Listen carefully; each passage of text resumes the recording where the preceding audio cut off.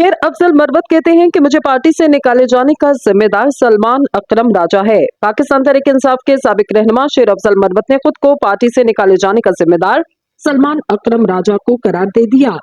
News के मुताबिक साबिक पीटीआई रहनुमा ने शिकवा किया कि बानी पीटीआई इमरान खान के बस कान में बात डालने की देर होती है और लोगों की किस्मत के फैसले हो जाते।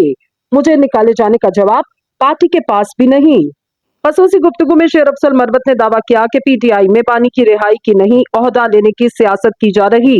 सीनियर पीटीआई रहनुमा शंदाना गुलजार ने एतराफ किया कि बानी पीटीआई इमरान खान कान के कच्चे, इक़्तिदार के दौरान भी पार्टी रहनुमाओं का इनसे यही शिकवा रहता था। वाज़ेह रहे गुज़िश्ता माह बानी पीटीआई की हिदायत पर शेर अफजल मरवत को शोकास नोटिस जारी किया गया।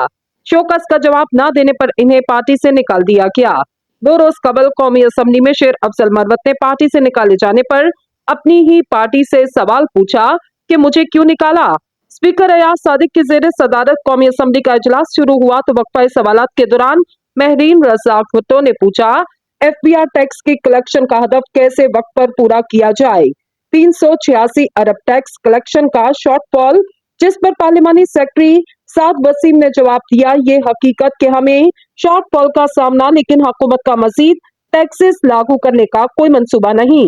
इजलास ही के दौरान शेर अफजल मरवत ऑपोजिशन गेट के बजाय हुकूमती गेट से ऐवान में दाखिल हुए, जबकि इनके असम्बली आने पर हुकूमती अरकान ने डेस्क बजाए, जिस पर स्पीकर कौमी असम्बली ने कहा कि आप लोग इन्हें मरवाना देना।